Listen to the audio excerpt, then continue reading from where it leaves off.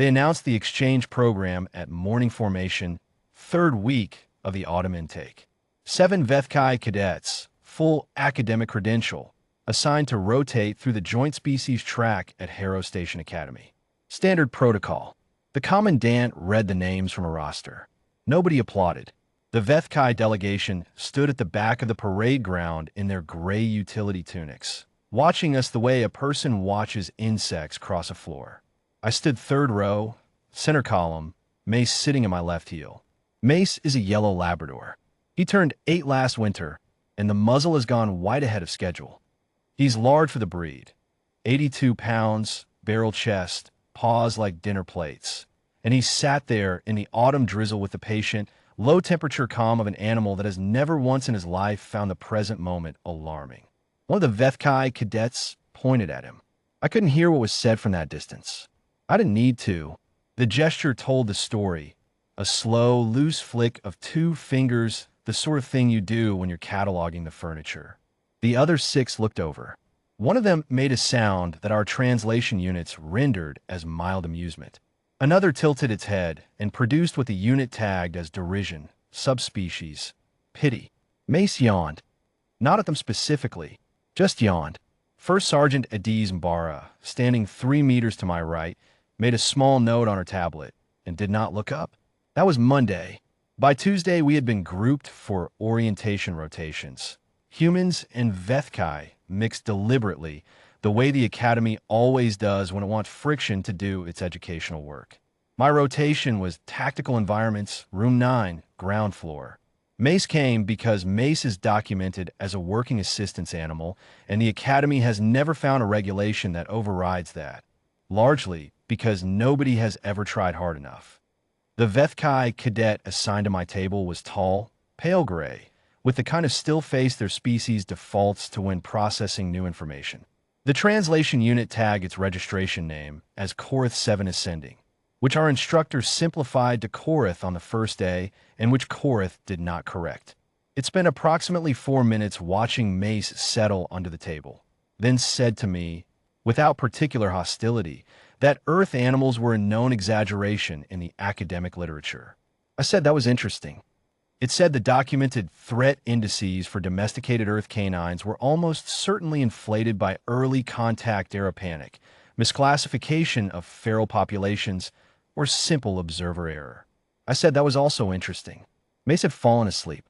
His chin was on my boot. He was by any visible measure an old dog taking a nap. I asked Korath if it wanted to pet him. Korath said no. I said that was fine. We did our coursework. Mace slept. The room smelled of chalk dust and whatever the recycled air units pumped into approximate atmosphere for the Vethkai intake. I took notes. Korath took notes faster with 3 fingers without looking at the screen. It was obviously gifted. I did not say so. That's not the sort of thing the Academy expects you to say in week 1. At the end of the session, Korath looked at Mace again. Mace was awake by then, sitting, looking at nothing in particular with a mild, open expression that is his resting state. The expression that makes strangers want to give him treats and makes veterinarians slightly uneasy when they hold the stethoscope and place a beat too long before writing unremarkable on the chart. Korath said, the threat index for this specimen is at most a 3. I said I'd pass that along. Wednesday was classroom. Thursday was physical conditioning mixed. Friday was a lockdown drill. The Academy runs corridor breach simulations once per intake cycle. The scenario varies. This one involved a contained chemical dispersal event on sublevel 2.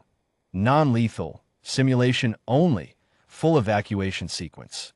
Every cadet on the ground floor had 4 minutes to clear to the upper muster points, seal the hatches behind them, and hold position until the all clear. It's a timing exercise. It's also, and they do not announce this part, a social exercise.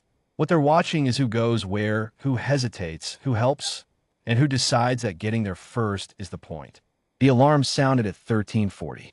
We were in the East Corridor, 3 groups, roughly 18 cadets total.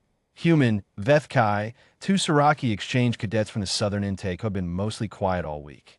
I fell in with the flow. Mace walked at my left heel, leash slack, no tension in his stride whatsoever, the same pace he uses going to the water bowl. The corridor narrows where it bends toward the stairwell. Standard choke point. 7 meters of bottleneck before the hatch. The Vethkai Cadets, all 7 of them, they had been rotating through the same rotation block, were ahead of us. Korth was at the back of their cluster. The tallest one, whose name the translation unit kept mangling and who everyone had defaulted to calling Sev, had positioned itself at the front of the choke point. What happened next was not in the drill script. Sev turned around, not because of an emergency, not because of a simulation. It turned around and looked at me, specifically at me, with what the translation unit flagged as a dominance assertion. This is a thing the Vethkai do. It's in the cultural briefing.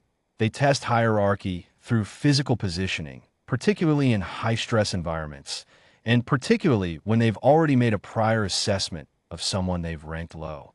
It is not technically a code of conduct violation. It is understood to be part of how they work. The Academy lets it run because the Academy believes cadets should learn to manage it. Sev stepped toward me. May sat down. He didn't stand. He didn't bark.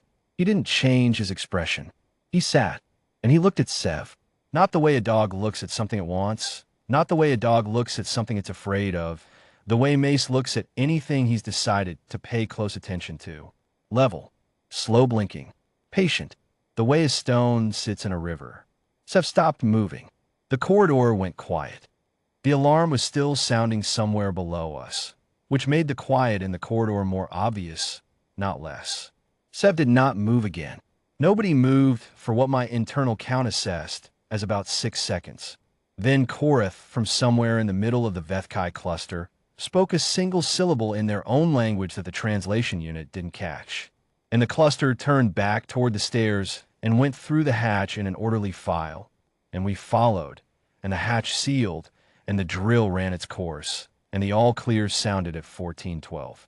In the muster area, Mace leaned against my leg, and I scratched behind his ear, and he made the low sound he makes when that's exactly what he wanted. First Sergeant Barra appeared at my shoulder. She looked at Mace for a moment. She wrote something on her tablet. She said, "Good drill." I said thank you. She said she was going to amend his working record. I asked what she was going to write. She said she hadn't decided yet. She was considering threat assessment, unscheduled, successful, but she thought that might be understating it. She walked away. At dinner, there were 5 Vethkai cadets in the mess hall. Korth was one of them. The other 2, I found out later, had filed for voluntary rotation transfer before 1800. One of them filed before we'd even cleared the muster area. The third filed at 1753, which is 11 minutes before lights out, which means they thought about it for a while and then filed anyway.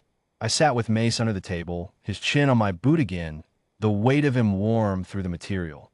The mess hall was loud. It's always loud at week 1. Everybody finding their noise level, everybody deciding who they're going to be in new place. I thought about what Korth had said. Threat Index 3. I thought about the corridor. 6 seconds of silence while a Vethkai cadet and a yellow Labrador considered each other across 4 meters of institutional flooring. Korth was still in program, still sitting 3 tables over, eating whatever the Vethkai contingent had requisitioned from the galley, not looking in my direction. That was its own kind of data point, I supposed. Some of them leave. Some of them stay and recalibrate their assessment and say nothing more about it. Both outcomes are fine. Mace does not track the difference. I thought about the world the Academy is trying to build in here. All these species in all these corridors, trying to figure out what to make of each other. Mace sighed. The deep, contented kind. The kind that means the day is over and the boot is warm and there is nothing currently requiring his attention. The world had changed, was changing, would keep changing every time another intake arrived and found something they hadn't expected in a corridor. Mace didn't appear to have received that memo. I ate my dinner. He slept.